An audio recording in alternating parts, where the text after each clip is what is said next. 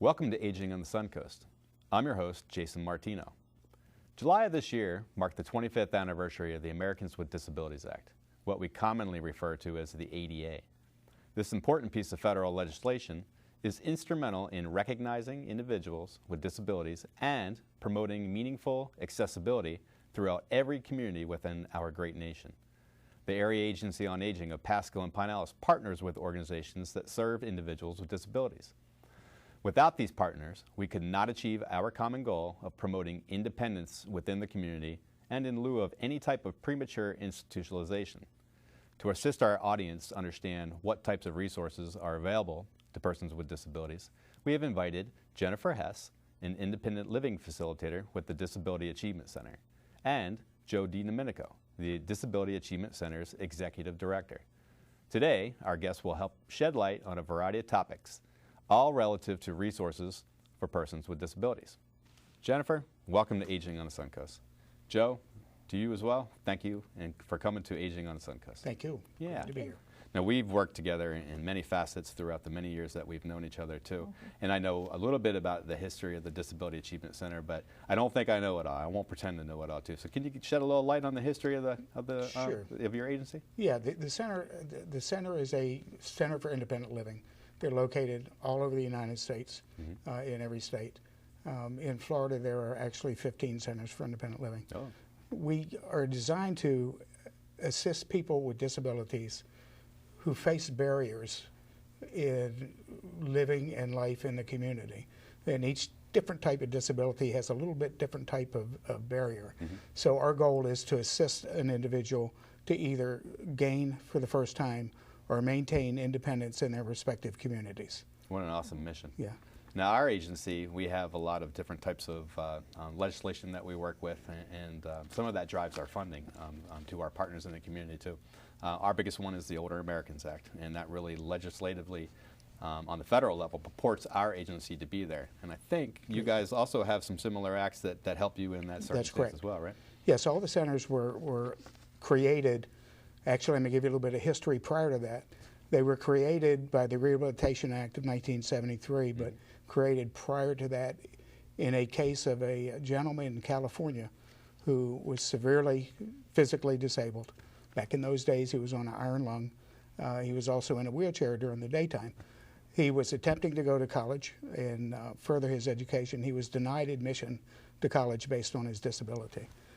If you go even further back, the rehabilitation efforts began shortly after World War I with soldiers returning, but this was the first major step to create the Centers for Independent Living in the United States, was to assist people with disabilities to be able to function in life just like anybody else, any other able-bodied person. Yeah, it sounds like he had to overcome some barriers, and that's very similar to the population that we serve as well, that they've had barriers, and that's what created our act as well on the federal level, too. Now, we have a multitude of populations that we serve. Primarily, we're serving folks that are 60 and older in the community that have different deficiencies with their activities of daily living and or any other barriers to living independently as well. Tell us a little bit about the population that you serve. Well, we were actually developed created in 1992 as the Center for Independent Living, called Caring and Sharing. We serve anybody of any age with a disability. So we have served families with infants with disabilities all the way into almost into a hospice scenario. So any barrier a person may face or any challenge they're facing, either at work, at school, or in their respective community, anything they face, we help them go beyond that barrier and overcome those barriers. That's awesome, and that's such a large population range really to work in over there as well. So it sounds like all the different types of services, which I think we'll talk about a little bit later, are going to be very holistic to meet all the different needs for all the different types of ages and specifically the types of disabilities that you're working with. Our agency, like the 10 others in the state of Florida, has a jurisdiction. Do you guys have a jurisdiction that you work with out of your? Yes, we cover all of Pinellas and Pasco County. Every county in Florida is covered by one of the CILs that are located in the state, and our catchment area is Pinellas and Pasco. Okay. And I think I heard you earlier talking about that there are other like agencies like yourself out there. Yes. You had a couple like us around the state? There's a statewide association of Centers for Independent Living. And the executive directors of all 15 of those centers function as a board of directors to the statewide effort. Okay. So we look at systemic issues to all involving access and accessibility to anything anybody else could partake of in the community. Okay, so you're covering the whole state just like we are over there. Yes. And have jurisdictions as like everybody else, and obviously there's some numbers and things that we're going to run during the break, and also some websites where people, as a matter of fact, I was on your website not too long ago, and it's a very user-friendly website. It's very intelligent in the sense of how it's laid out, and I think that any user really can pick it up and just get a lot of good information on how to contact you guys, but also how to understand some different things that are going on previous to contacting you all. Our agency works with a multitude of agencies that serve all different types of people from all different shapes and sizes and whatnot. And I know for a fact that within our region that we have a lot of different agencies that serve individuals with disabilities. How do you differ from those agencies that? I would say there's two ways we differ. Number one, we're a cross-disability agency, which means that we serve all disabilities regardless of what they may be. You will find, and we work well with other organizations that serve disabilities. We may, on occasion, do a dual intake, for example, on an individual maybe that has a traumatic brain injury and maybe working with one of the behavioral healthcare systems, who don't have as much knowledge and experience on a specific disability to help guide them so they're doing the right thing and using the right approaches to help this person succeed. We collaborate with a lot of agencies. We can't do it all ourselves. We know that, but one of the things that we try to strive for is to make sure that we know who in the community does what, so that we can develop those collaborations and be able to have cooperative working relationships. We'll work with Family Network on Disability with children. We've worked with AAA, for a long time. The Alzheimer's Association, if we have a case with Alzheimer's, multiple sclerosis, you name it. I mean, there's not many we haven't touched in the community. I think you hit the nail on the head, is that you just can't do it yourself, and you have to leverage resources or pull in other resources from other people are complex, and when we're dealing with complex individuals, we have to find what resources are going to best suit their needs, and also listening to that person to see what needs that they think they've identified and the type of thing. One other, if we have time. Yeah, sure. In the Rehabilitation Act, what makes this service unique is it's federally mandated that we have 51% of our staff must have a disability, and 51% of our board must have a disability. Therefore, the agency is led and managed by people with disabilities that have experienced those barriers themselves, and it is a very person-centered approach to dealing with issues. What a great standard, and I think that the people that have a disability and are part of that organization making decisions, this and that, I think that's an excellent standard to pronounce, and that's I commend your agency for that piece of it too. Jennifer, when I was talking to the public in the camera and whatnot, I was mentioning that we just got done a 25th anniversary in the month of July, I believe it was, for the Americans with Disabilities Act, what we call the ADA too. Would you like to tell us a little bit about that act and its importance? It is a very, very important piece of legislation for anybody with a disability, but also, disability community, it is the only minority group that any person can be a part of immediately. Right. They could become disabled immediately. So that means that the ADA is not just important for you, for me, for a person with a disability. It's important for everybody in the United States. So 25 years, there's been a lot of progress made, but there's still a lot of progress to be made. It was kind of on the coattails of the civil rights movement, but it took us a lot longer to get there. So what the ADA does is it has its main goal is to provide accessibility. And accessibility means being able to use the same services that somebody without a disability has, such as getting into a building. That's a big one. That by itself has been a huge struggle, and it's a struggle that we still cover.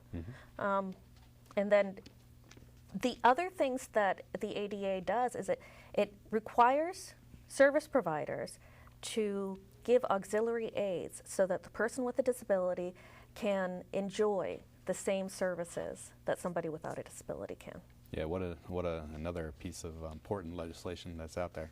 It, in my opinion, first and foremost, it recognizes that people do have disabilities, and I think just like you said over there, that it promotes the fact that for somebody without a disability that has access to goods and services or whatever community kind of thing, that they should have the equal rights to have that accessibility in there. And accessibility means a lot of different things to a lot of different people, so it's a very broad range of things. I think you and I, prior to the show, when we were just kind of having a conversation, we talked about stigmas. And in my world of just aging, and aging is complex too, is that there are stigmas to aging too. Tell us a little bit about what types of stigmas that you've run across in your experience. Mostly, stigmas are caused by ignorance. So a lot of it has to do with the ignorance. People who do not speak clearly because they're deaf or they have a speech impairment, they are assumed to be stupid. So one of the things that we do to combat that stigma is education. But that's only half the thing, because the people who have the disability, they internalize that stigma, and so they think of themselves as being disabled and less of a person to be able to be doing things in the community. Yeah. Let's finish that point when we come back for our break, because that's a great point, and I want to talk a little bit more about that. Please stay with us while we take a short break. As usual, don't forget to have a pen or a pencil ready. We'll be running contact information for the Disability Achievement Center and the helpline during the break and at the end of our show.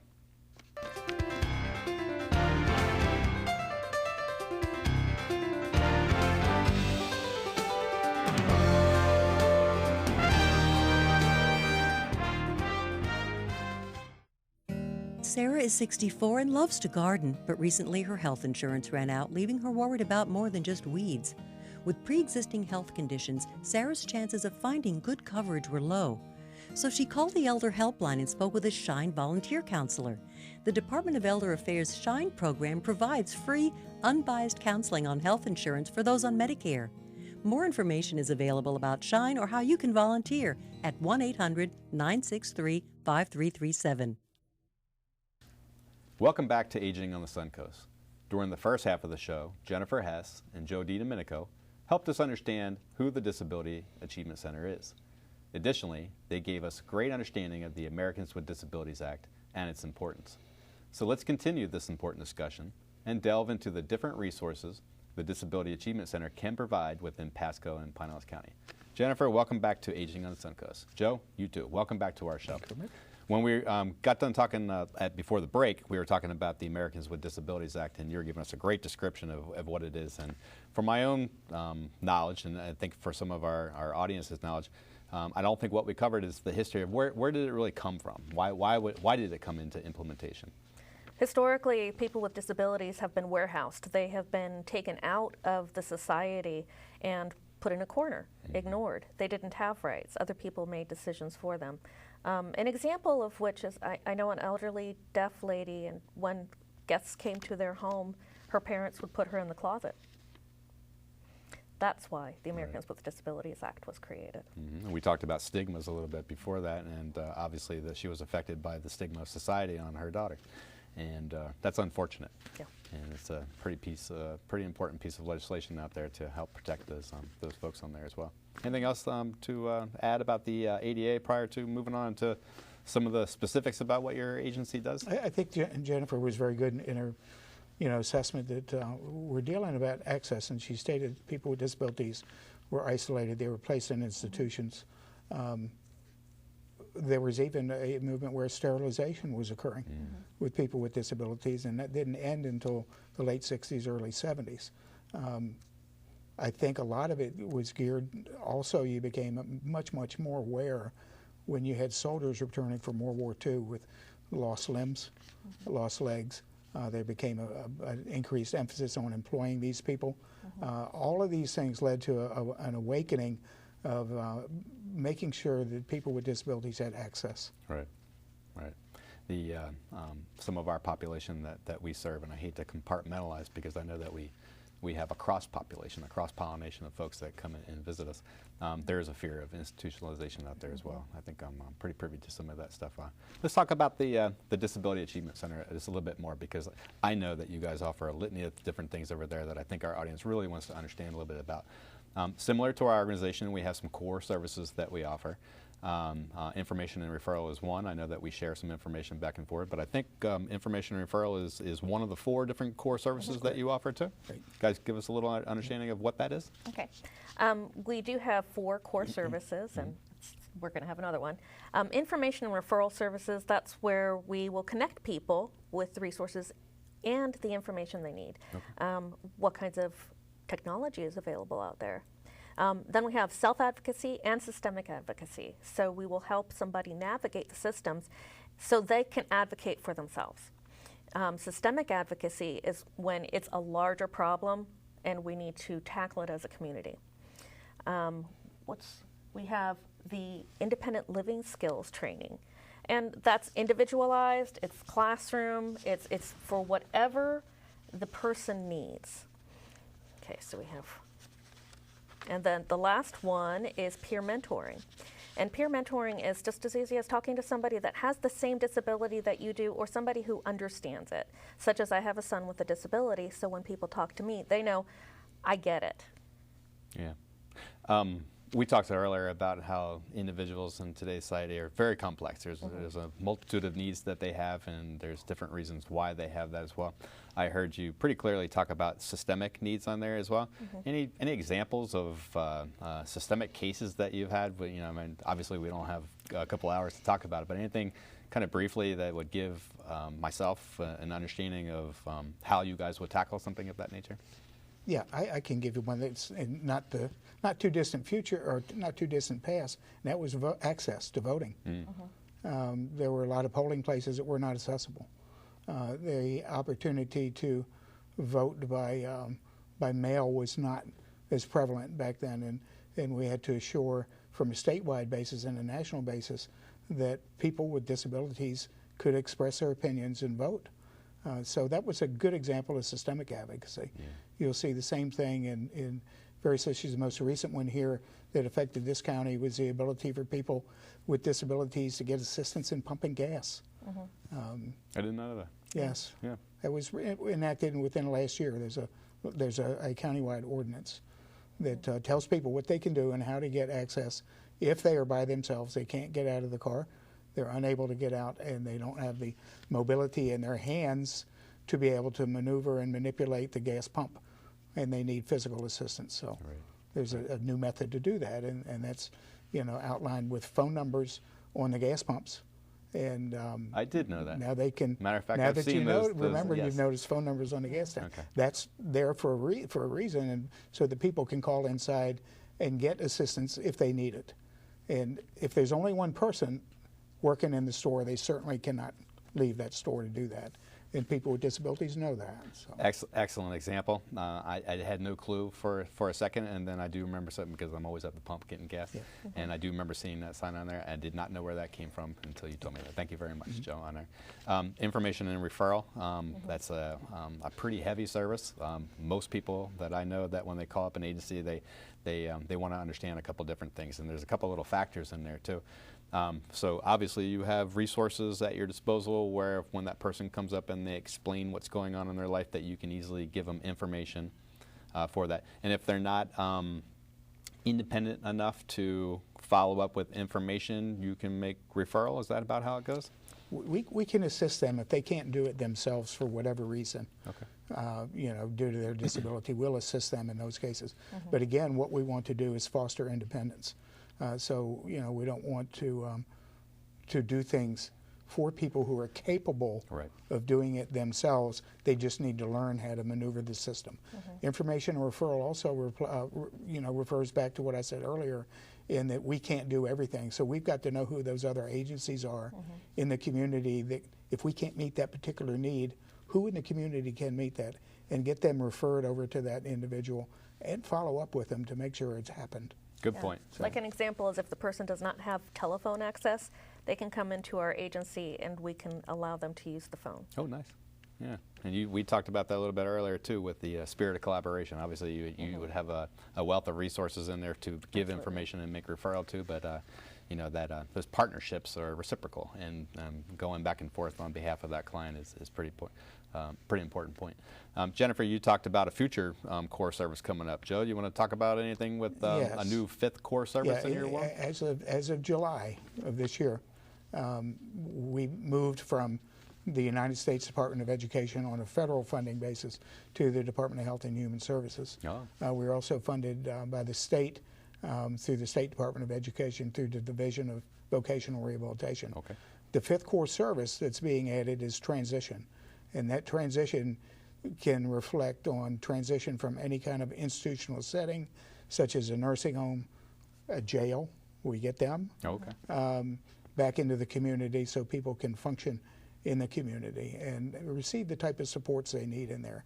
The second big piece is with youth, and that's for transition from youth coming out of high school or aging out of high school, either one, into the community and possibly into work, Okay. depending on the nature of their disability. So we're doing a lot to prepare for that. We have under construction right now a teaching apartment. We're just in the process of putting in a kitchen where we can teach people meal preparation, meal planning, how to handle a kitchen safely, and do meal preparations for themselves on their own. We're going to add in the near future a bedroom and a den and teach them how home management skills, basically. Some neat concepts you just explained there. That's really, really cool. And good luck, best of luck with the 5th transition core service that you have. Obviously, as a good partner with the Area Agency on Aging, we will do our best to help you out with some of that piece of it too. You guys offer another litany of services out there. One that I'm very fond of and that I think we do some similar things in our world too is the home modifications. You want to tell us a little bit about what that program might be about? Absolutely. Home modifications, they tend to be very expensive. Many people with disabilities are on SSI, SSD. They can't afford to do it themselves. So we'll help them get grab bars in their shower. Just something as simple as that really gives that person the independence that they need. Widening of the doorways. We do, and sometimes it's as easy as getting a suitcase ramp so that they can access their home and get out into the community. Yeah. Okay. So that's one of the things, but we also have the Modular Ramp Loaner Program. Oh. And we are not limited by what this county is limited by. So we can help people in mobile homes. There is a waiting list. Yeah. I like to tell people that, but it's a wonderful program. You know what? We have waiting lists too. Yeah. It just happens that way, right? It's unfortunate, but you're right. And ramps are so important because people become very isolated if they cannot get out and they have a very limited access to the resources that they need to. Absolutely. Yeah, I'm glad you're in a position to offer that over there. You spoke about some of the population that you're helping out are either deaf or hard of hearing, and I think you said something about helping out with some access to communication and all that? Yes. We can help people who are deaf and hard of hearing have access to assistive technology. The deaf and hard of hearing population is a little bit different than other people with disabilities in that the reading level tends to be very low, and so that person has a lot of difficulty navigating the different systems that they need to, such as completing an Access Florida website application, and they're required to do that now. So we can assist with that kind of communication need as well. We have a video phone available for people who are deaf or hard of hearing that use sign language. Awesome. So that they can make their own phone calls. We have the ability to give the deaf or hard of hearing person a visual doorbell. That's awesome. Great way to end that piece of it as well. That's just neat. Joe, we talked a little bit earlier, and we were talking about getting people to work and all that as well. And obviously, there's a certain amount of skill set that we need to bring to the table prior to going to employment. And I understand that you guys have a pre-employment, like a training program that you could help. Yes, we've been working for years and years with people getting ready for employment. And when we're talking about getting ready, we're talking about work behaviors, not necessarily work skills. Things that are appropriate in any work setting, being on time, staying on task. We have created, along with the new incentive and the new transition program, a pre-employment skills training program that focuses solely on work behaviors. Being appropriately dressed is another one. Not having an offensive odor, knowing how to interact with your coworkers, knowing how to interact with supervision, are just a few of the tasks that we work on there. So getting people ready where they can undertake any kind of occupational skill training that'll prepare them for a job with a career. We're talking long-term jobs. We're not talking part-time work. We're talking careers. Yeah. So, what a great assistance program.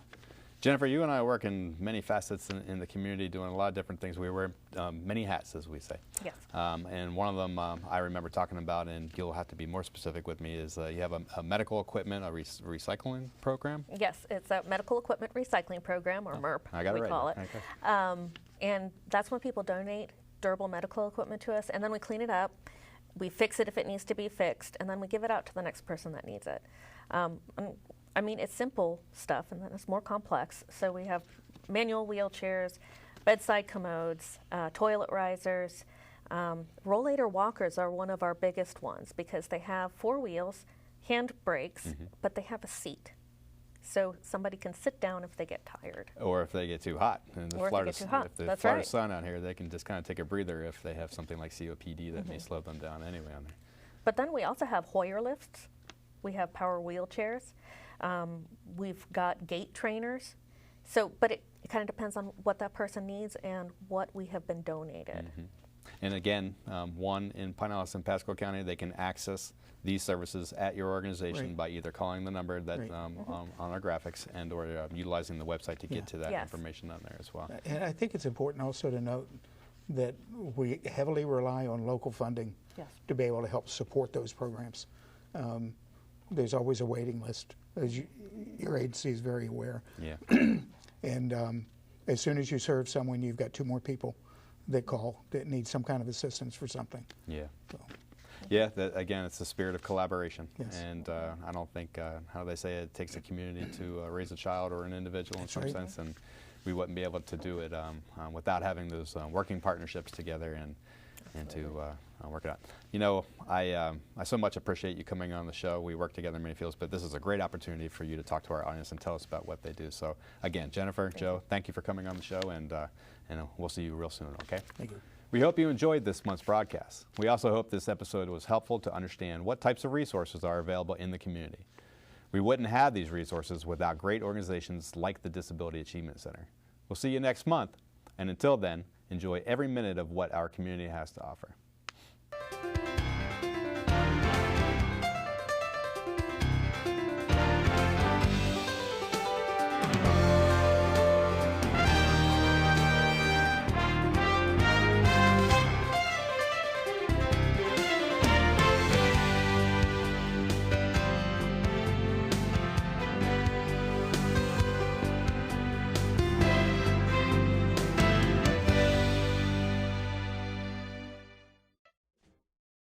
James is 70 and a writer whose joint pain has been a story in itself.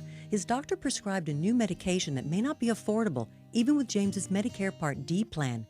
James called Shine. Shine volunteer counselors can guide you to money-saving prescription assistance programs, including a program that helps pay Medicare Part D plan costs for limited-income seniors. Shine costs nothing but could save you time and money. More information is available at 1-800-963-5337.